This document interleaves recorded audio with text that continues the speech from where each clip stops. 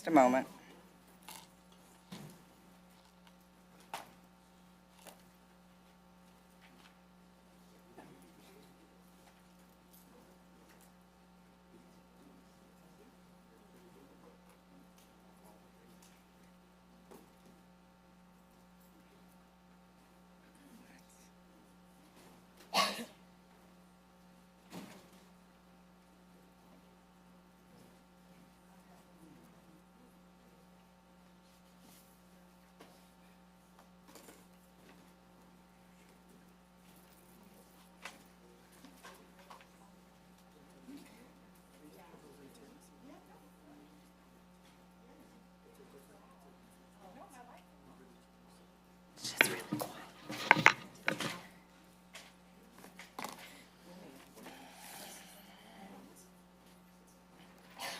All right, thank you everyone for being here this evening. Welcome back, scholars and staff. What a great summer.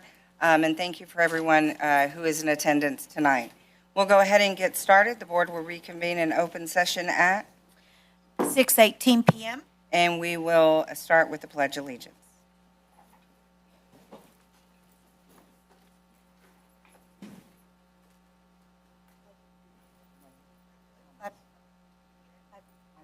Allegiance to the flag of the United States of America and to the republic for which it stands, one nation, under God, indivisible, with liberty and justice for all.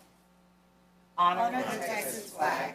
I pledge allegiance to thee, Texas, one state, under God, one and indivisible.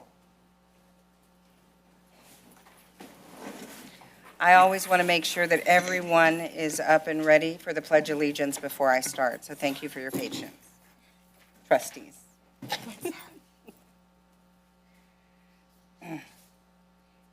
The board will now go into vision and mission statement, and I will take volunteers for the mission statement at this time. I'll do the mission. Vision? Okay. You go ahead, Ms. Cortez. Yeah, collectively as a community, Manor ISD provides equitable resources, a safe learning environment, and high-quality educational services for all scholars to successfully achieve and reach their full potential. And Ms. Rodriguez-Barnett has volunteered for the vision statement. Manor ISD is the best district in Texas where we provide an equitable education for all scholars and graduate them ready to become leaders in our community. We will now move on to recognition. And this evening, we have item 6.1 in recognition of contributions to military readiness of Manor ISD students. Thank you, Marisa. President Saladon, trustees, and Dr. Sermani, welcome back to another year of board recognitions. And tonight, I have the opportunity to share some special recognitions with you for those who have helped our scholars reach their potential while also supporting our CCMR efforts. And our strategic plan goal, which is by 2028, 90% of Manor ISD scholars will graduate prepared for college, career trade, and/or military services based upon their individual goals. Before we get started, for those who are being recognized this evening, when your name is called, please walk to the left of the floor and walk across to shake the hands of our trustees. Once everyone is done, we'll gather for a group photo, and then we'll head outside, out those doors, for individual photos.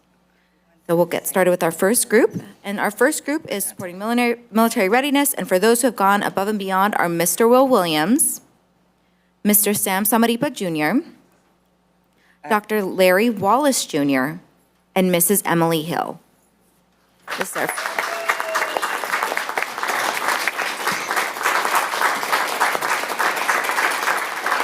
Thank you so much. These individuals have supported our scholars by supporting their families as they embark on their military journey. That's okay. We haven't. That's okay. Thank you so much. Thank you so much. Thank you so much. Appreciate it. Y'all can go to the podium. I want y'all to say a couple of things. Thank you so much. I would like to hear from Dr. Wallace, Mr. Samaripa, and Miss Emily Hill on how this all got started. But a few years ago, Miss Emily Hill charged a military to recognize with our students that were joining the military And I thought it was a great thing. And it really goes and aligns with Manor ISD and our CCMR and our military readiness. And Dr. Larry Wallace made the charge to make Manor ISD a Purple Heart district. And Mr. Samaripa, of course, continues to promote military readiness. And so I just wanted to recognize you all and Mr. Will Williams. He started handing out the coins early on to our students. Unfortunately, he's having a medical procedure and was unable to be here. But thank you so much for your service to our community, the continued effort that you make to ensure that our students are recognized when they join the military. It's very important. Thank you. So if you guys will come up for a photo. We'll get a picture with you guys. Oh, We have one more as well. And so we'll go ahead and call our next one. And just so we can all take a group photo together. And for the next individual, it's Mr. Alfred Silva, who comes to us from Manor New Tech High School. Mr. Silva supports our scholars by running the military club at the campus and going above and beyond to help scholars pass the needed tests to enlist in the military. yes.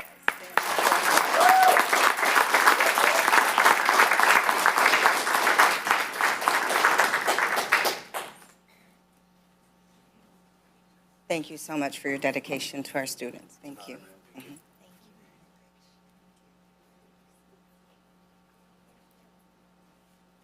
All right. Still in the If middle. If you guys everybody want to go could take scoot in for a photo, two steps further back.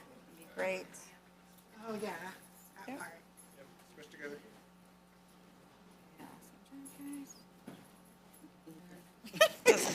Okay, if he is on the 3, 1, 2. Could I get, if you guys will get in a little closer, just so we can see everyone? Thanks, y'all. 1, 2, 3. One more time, 1, 2, and 3. And I really would like for each of you to take about 30 seconds to say something up at the podium. Don't use your 30 seconds fighting about it. I'll be real brief, though. We have a American Legion Post 331 here in Manor. We have about 38, 39 members so far. We would like to invite all the veterans to come check us out. We meet on third Thursday of every month at the Eternal Faith Baptist Church. So we would really like to just have everybody just come down and take a look at us. We are growing. We are going to be part of the community for longer than I'm going to be on this earth, hopefully. But come check us out. We're veterans of the Army, Navy, Marines, Air Force. We don't have anybody from the other two, though. But it's a great group so far. So come check us out.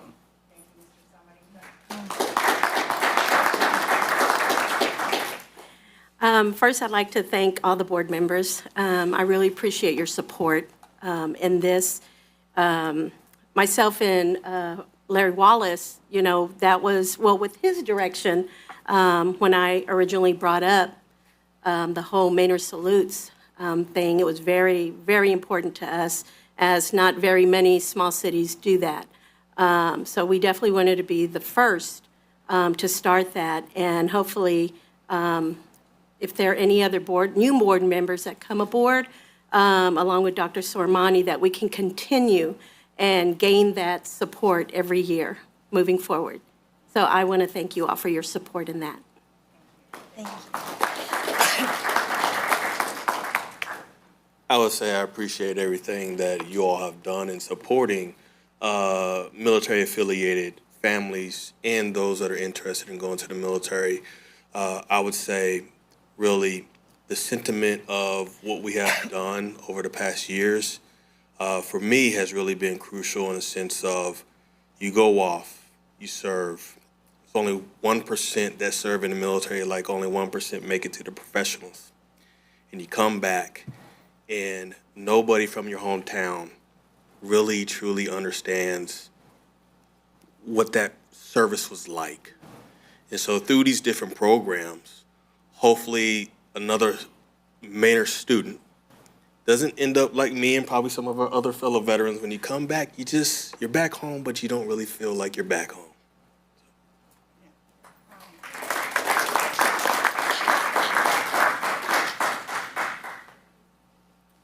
Thank you, board members, for this award. And first, I would like to thank my principal, Mr. Garcia, and Mayor Wallace. They made this program start about 3 years ago.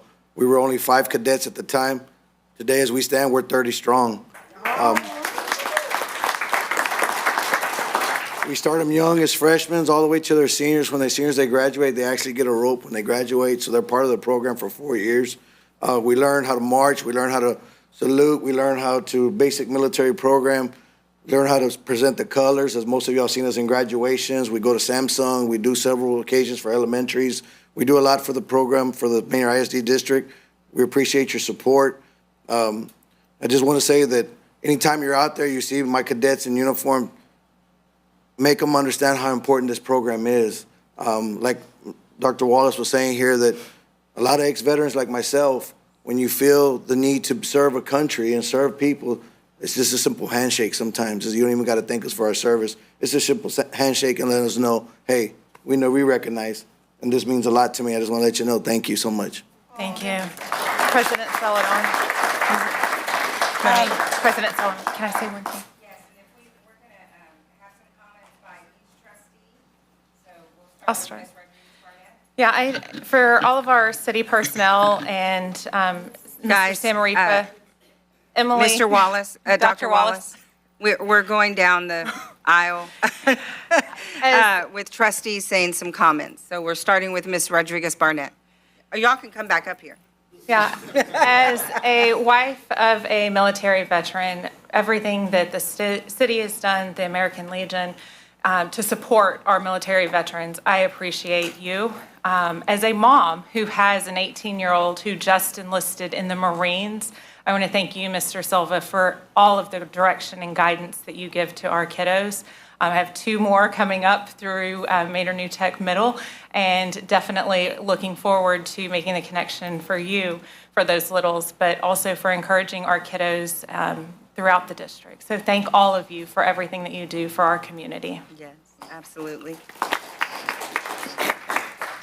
I just wanted to say not only thank you, and thank you for serving, because what we know is that the joy that we get to have a sense of freedom every day is not free. Somebody sacrificed their time, their family, their loved ones in order to give us a sense of freedom that is truly, like I said, not free because of the sacrifice that comes behind it. But giving our students the opportunity to live up to that challenge and come in ready is everything to our district. So thank you for all that you're doing to give them a platform to be able to move into the military. As you know, we had several that went this year, and one sent me a picture. He's lost 58 pounds in 6 weeks, so evidently they're doing something, doing something great. So thank you for that. Go ahead. Yeah. So, yes, I guess we all have some family members in the military. My brother serves in the Marine, or was in the Marines as well, and I think it is very important not only for, our scholars, but just the community that we serve in general, and make sure that we have access to all that is available to our scholars, and the respect and the gratitude that goes along with the service in that, in the uniform. So excited to get to make sure that we have more avenues, more partnerships, and it's only going to benefit our community. Thank you. I also come from a military family. 3 of my brothers were in the Army. One served as an airborne, and the other one was in Special Forces. So especially the Special Forces, I know that took a toll on him. I have a sister as well in the military, and my sister-in-law. So I know how hard it is, but I also appreciated everything they went through, because they come home, and it's all about respect.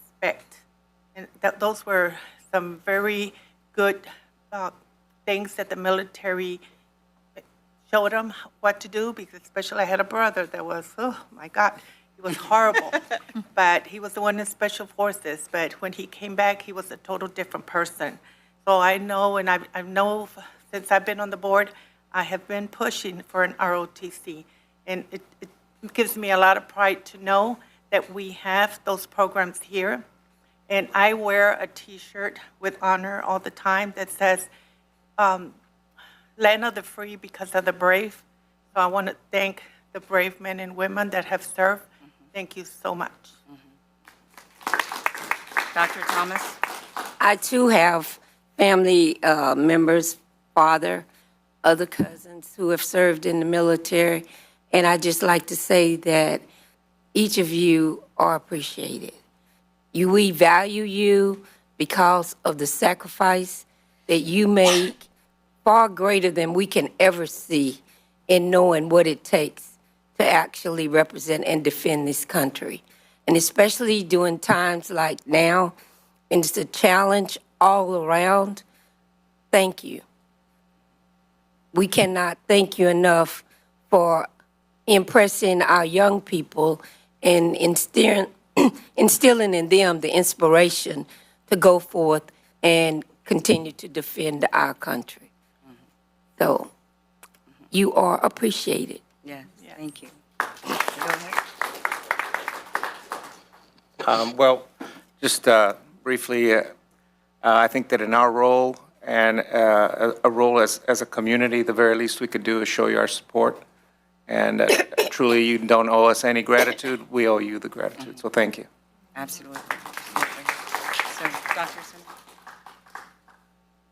And I'll just add my thanks to what you do for our children. My first leadership mentor was a retired major in the Army. I would not be the leader I was today if I didn't have Mr. Robert Wheeler as my mentor. So thank you for what you do. Thank you for the kids.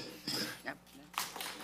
So, a few years ago, I was here at a meeting, and this tall African-American man came up to me, and he shook my hand, and in his palm was this coin, and I wasn't sure what that was, but it was Dr. Larry Wallace. He's in the audience. He was recognized tonight.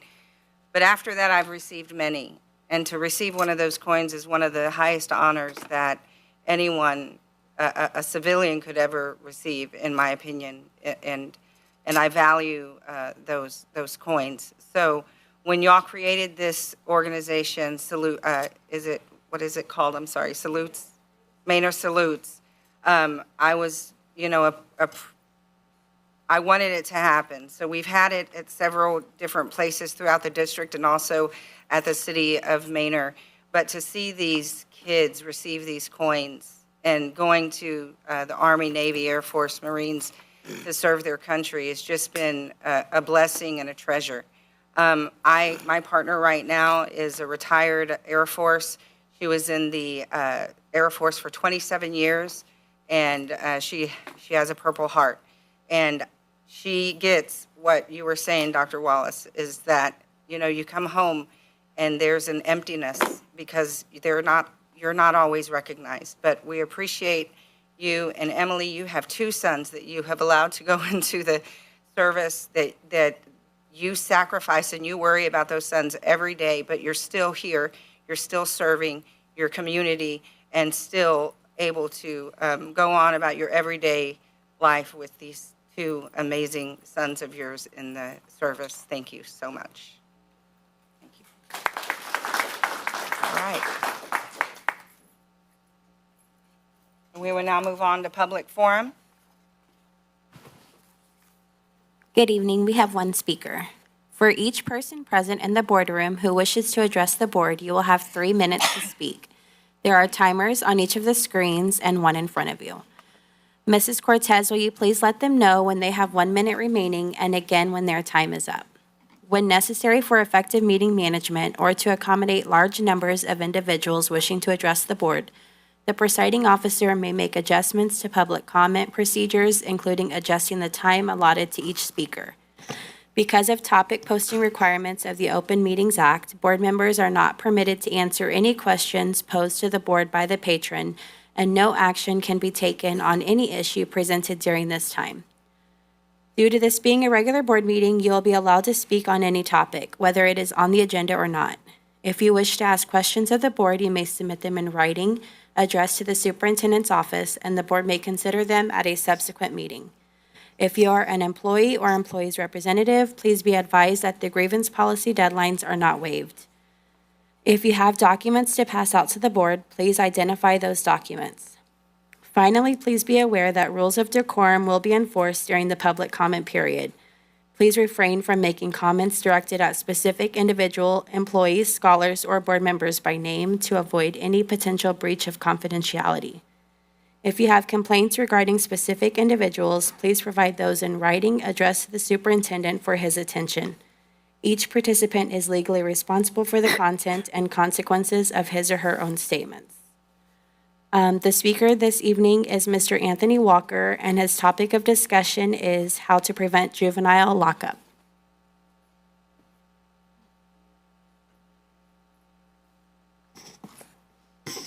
Thank you, Mr. Walker, for your patience. I appreciate you for allowing me to come out here to address you, chairman, board members, superintendent, everyone made out here today. I want to wish everyone and their family the best health, the greatest spirit. I've been a part of the Manor Independent School District process for the last 20 so years, so I've seen a lot of the changes that have taken places. Let me say that Manor Independent School District has some of the biggest challenge in any school district in Central Texas because of so many, you're dealing with so many disadvantaged kids. I'm working in the criminal justice system, the juvenile, and I'm not in it for the money. I'm in it because I have the passion. I want to see changes, positive change. I want to make a difference. I want to see them get out and make a positive impact, and they can do that, but you got to give them a reason to believe that they can do it. In the juvenile justice system, they start out from 10 years old to 17 years old, and when schools start back, that's when you see the population increase into the criminal justice system. So the goal is, how can we prevent that? You know, when they're into the alternative center, they are one step away from entering into the criminal justice system, and a lot of them don't know that. There are some 17, 18, 19-year-olds that will never see the daylight of freedom again. They're going to die in jail because of the decisions they made. But we got to come up with ways and try to prevent that. We got to work as a coalition. We got to work as a team. You got to find people that have that passion, that want to make a difference for many generations to come, because many of these kids don't understand what lies ahead. They can make a decision at a young age that will have a negative impact for the rest of their life. So what ways we can do to find out some of these things? After talking to some of these kids into the system, a lot of that started when they was in school. So when you have a kid in your classroom that's struggling, and you get this kid maybe 30 minutes of tutoring a week, that's not enough. We got to find out ways we can do to reach out to that kid, to give that kid an encouragement to stick around and stay in there. But when they drop out of school, there's a number of trouble that lies ahead. They don't see this here. And what I'm saying is, how can we build a coalition to be proactive, to prevent this from happening? And this is some of the things that we need to discuss, we need to talk about. I know we don't like, some people don't like to talk about the criminal justice, but we're talking about how can we prevent it from happening. I would love to start coming to some of your school districts, engaging some of your committees, and going to your alternative center. We're trying to prevent these kids from getting caught up in the criminal justice system because they are our future. And we got to give them a reason to believe that they can be able to contribute to society. So I want to work with you as a coalition to find out ways that we can make a difference. Because when I see these kids in lockup, it hurts. I feel the pain of what they're going through. They so young, they don't know what lies ahead. But like I said, it's the passion that I want to see them make positive change. But when you're in an authority position, you got to want to make those changes too. Because before change can come about at a national level, we first must start at a local level. Every citizen, every business, every community in this city makes Manor a city in Texas. Texas is a Lone Star state in America. In America, my brothers and sisters in Christ, is one nation, under God, with liberty and justice for all. May God bless us all. Thank you, Mr. Walker.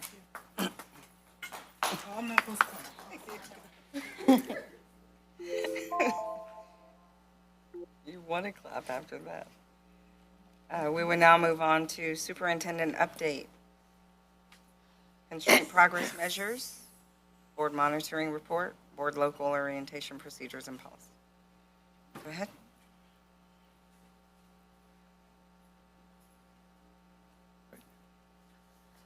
Madam President and trustees, I've got a few updates before we get to the constrained progress measure. The constrained progress measure actually will be very, very quick, and you'll see why. Go ahead, Dr. Harvey. He will be serving as my clicker for the night. No clicking. Keep going. There we go. There we go. Oh, go back. First of all, trustees, remember this summer you gave me hiring authority for certain positions, and I'm glad you did because we were able to grab a couple of really outstanding employees very quickly. But you haven't met them necessarily, and so I just wanted to take a moment to introduce them. So first off, our principal from Presidential Meadows Elementary School, Dr. Tamika Allen, would you mind standing and waving?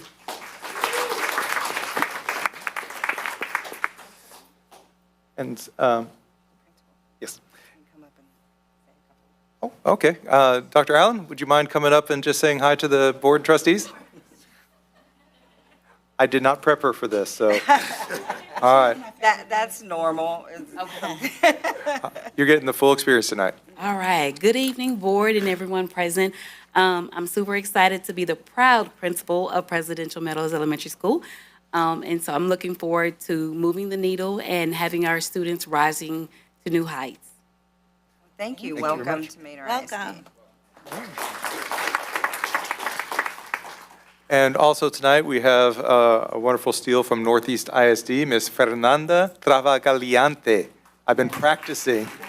And She is our new Director of Transportation, and she is, I say new, but she's been on the job for quite a while. You just haven't seen her. And so, Ms. Travagaliante, I'll let you say a few words. Awesome. Thank you. Thank you, Dr. Sormani, and trustees as well, everyone here. I'm very excited in taking this role as a Director of Transportation. I understand there is a lot of work to do serving the community, so I'm excited and I'm here for the challenge. Thank you. That's Thank so great. you. Thank Welcome. you so much. Welcome to Manor ISD. Oh, Okay, if you move forward, got some points of pride for you. You may recall that a charter school was approved by the State Board of Education, but unfortunately they did so based on some information that wasn't 100% accurate. And I wanted to recognize a couple of people in the audience who were there to point out that, yes, we do have a lot of connections between industry and Manor ISD, and we do have more associate's degrees than anybody else. But I could go on down the list, but let me introduce you, Erica Hill, their Director of CTE. Are you out there? There she is. Thank you. come on up. Oh, you got to come, you get the full experience too, so. And then while she's making her way up there, Mr. Bobby Garcia, if you'd come up and get us a chance to give you some applause. And so, I asked Dr. Sermani to bring you two and any others that showed up at the hearing forward so that we can recognize y'all. You know, you went beyond and above your normal everyday duties of coming to work. And I heard that it was a very, very long day, and I watched most of it. I was ill at home, but I watched most of it online, I believe. And thank you, Ms. Cortez, for also going, and any other members of Manor ISD that were there. But I just want to say thank you for trying, and it's going to be a fight that never ends, it seems. But thank you both. And Dr. Samani, go ahead.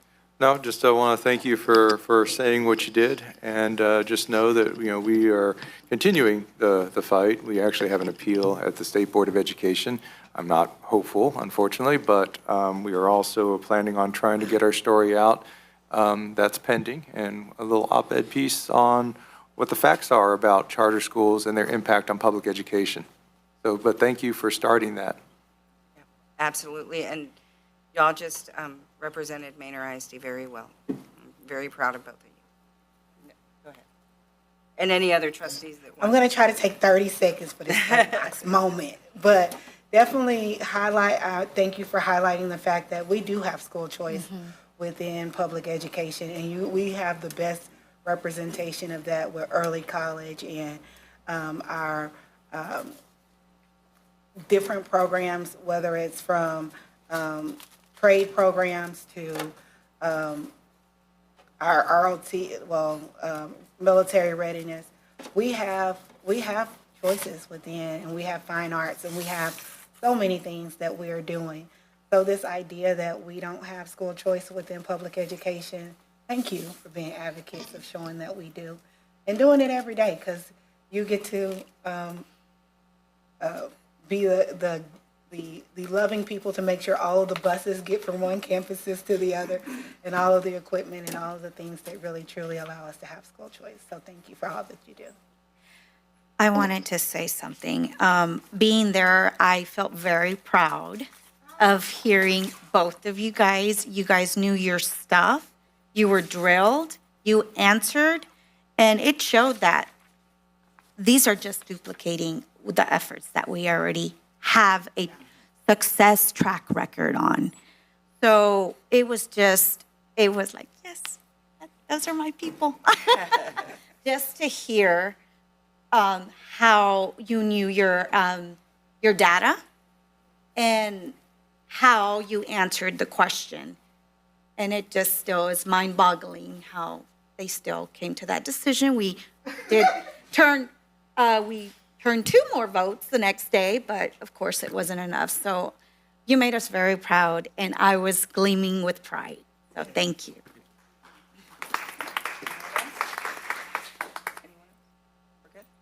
All right, thank you. Thank you.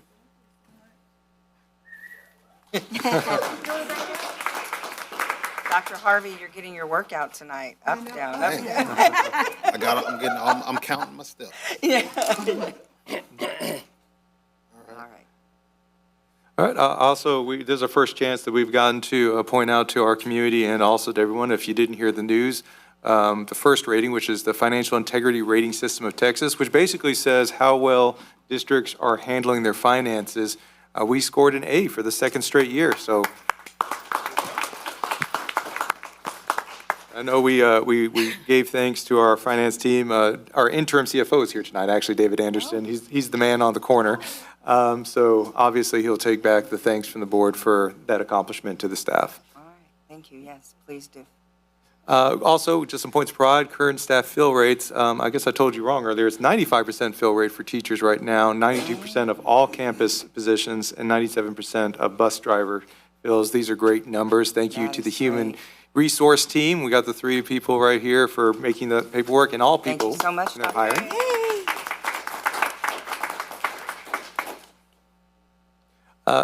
And I had to show you these pictures. And Gion, if you're out there, this one's for you now. When I first got to Manor ISD, the first student I talked to walked me through Manor High School, and I asked him one question: what could I do for students? He said, fix this courtyard. And so it's over a year later. But Ms. Johnson, there's your picture for you. Oh, it's beautiful. And then also, if you haven't gotten a chance to see Manor New Tech High School, thanks to trustees and their allocation of dollars for safety and security, there are some doors and classrooms there that helped improve the security of that school. I know Chief Yarbrough shaking his head yes, because it makes his job securing a campus much easier. So that's just a quick picture to know that that's happened. Okay. So the constraint progress measures, normally I'd have Mr. Bentz up here, but by the time it would take for him to get to the podium would take the time it would be for me to tell you what it is. We don't have a constraint progress measure because we don't have ratings. There is an injunction in place that doesn't allow us to, well, it prevents the state from releasing the ratings, and until our scores become official, we won't be able to progress measure this progress measure. And this slide is just simply giving some of the background information on that court case and why we don't have ratings right now. I do want to bring up, though, Manor Middle School, because I think it's important to keep that in mind. And up there is just a rundown of possibilities into the future. We're obviously in 2024. The scores are held up by an injunction, but we have enough data right now that we are concerned that the school would be a failing grade if those scores were released. That would be the 4th failing grade according to TEA's rule. And that would trigger a potential takeover as early as 25-26 by the education agency. My goal is to ensure that Manor ISD and its community has control over the partner that we do work with and not give up that autonomy to the state, which we go forward, which is why I'm continuing to look for partners in what's known as an 1882 charter partner, someone who's going to work with our community and work within the input that we have gotten that will enhance the things that Manor Middle School does well and improve other things. Along with that, one thing that I've discovered is they do come with a large amount, about $500,000 that will also help to fund new initiatives at Manor Middle School. Just to alert trustees, we'll have to make a decision by November. We certainly could make one sooner as we begin to evaluate any applications that come in. And I'll stop there in case there are any comments or questions. Okay. If not, we'll move on to the board local orientation. You should have a document in front of you. It's up there as well. It looks something like this, but I'll bring it up on the screen as well. A little bit easier might be for you to look at. So first of all, BBD Legal is the only legal policy or local policy that actually addresses local orientation. So just for your convenience, I went ahead and wrote out the things that are required by law. And that's what BBD Legal states up there. So of course, every orientation, we will have these things in them. But I think the part that trustees most want to probably discuss, if you move forward one, are what we have control over. Of course, we don't have control over legal policy that is given to us by the state. But these are the current high-level topics that we have, that we're preparing for our future local orientations. And so I'm going to stop there, and Ms. Guerrero is taking over as the presiding officer. So Ms. Guerrero, I was planning on opening it up for comments, questions, or thoughts from trustees. Does any trustee have any questions?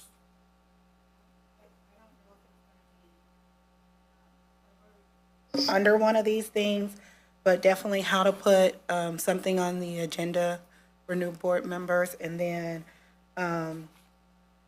Open Meeting Acts, I'm sure it's going to be in legal. And then, Correct.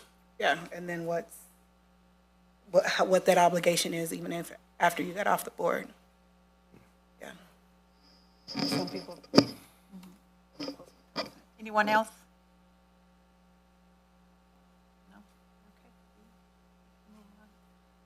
And obviously, if trustees later think of something that they think, please feel free to send suggestions. And of course, we can discuss on our one-on-ones, and we'll continue to develop these training modules to more detail.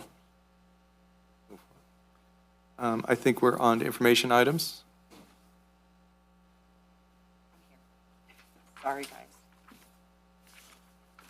All right, we will now move on to information items 9.1 and through 9.6. If there are no questions by any board members, or are there any questions by any board members for any of these items?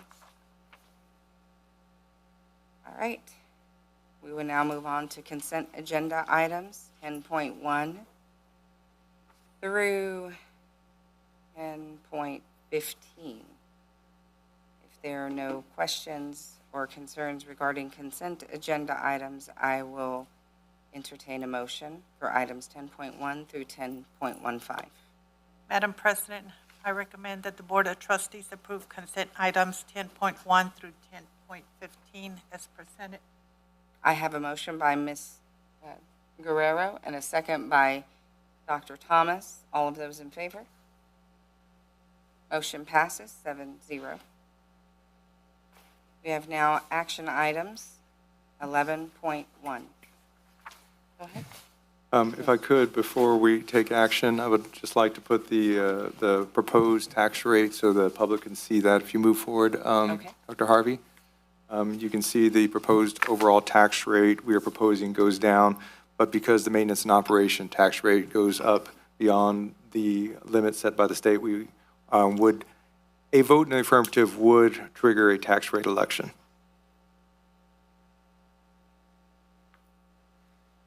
Okay, 11.1. Okay. Ms. Cortez?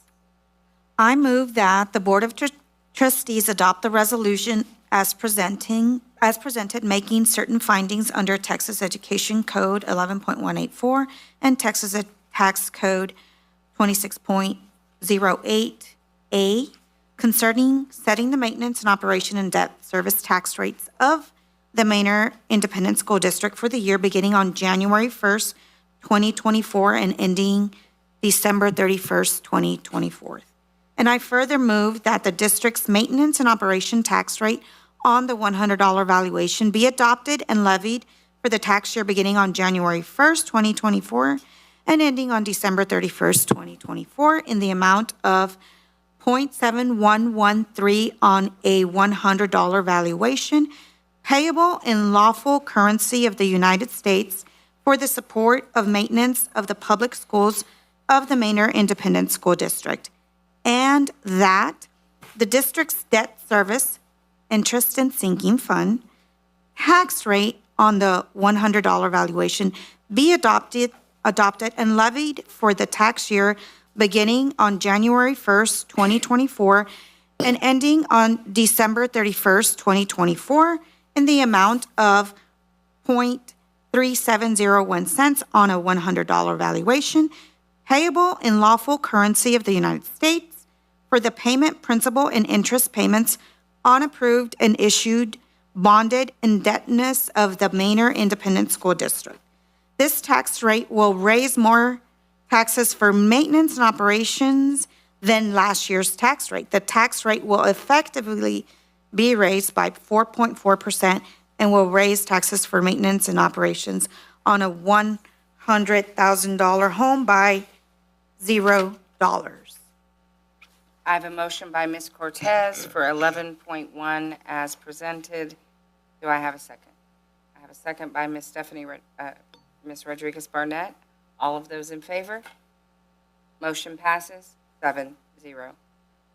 We will now move on to action item 11.2, adopting of a resolution calling for a tax rate election. Madam President, I move that the Board of Trustees adopt the resolution calling for a voter-authorized maintenance and operations tax rate ratification election. I have a motion by Ms. Rodriguez Barnett. Do I have a second? Second by Mr. Martinez. All of those in favor? Motion passes 7-0. Confirmation of next regular board meeting on September 16th, 2024. I will now entertain a motion to adjourn. I have a motion by Ms. Durden. I have a second by Me, Ms. Cortez. All of those in favor? 6:59 Motion PM. passes 7-0, and we still kept it under 2 hours. If I could have all of the chiefs come up to the podium, please.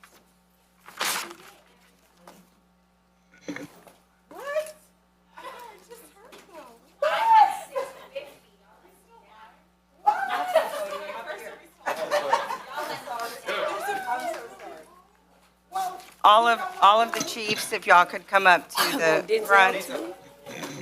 That's what you call being in trouble. You want Denzel or you want Chief Y'all? And our communications director. You want Denzel or do you want Chief Y'all? You know, which one? It depends on what she wants.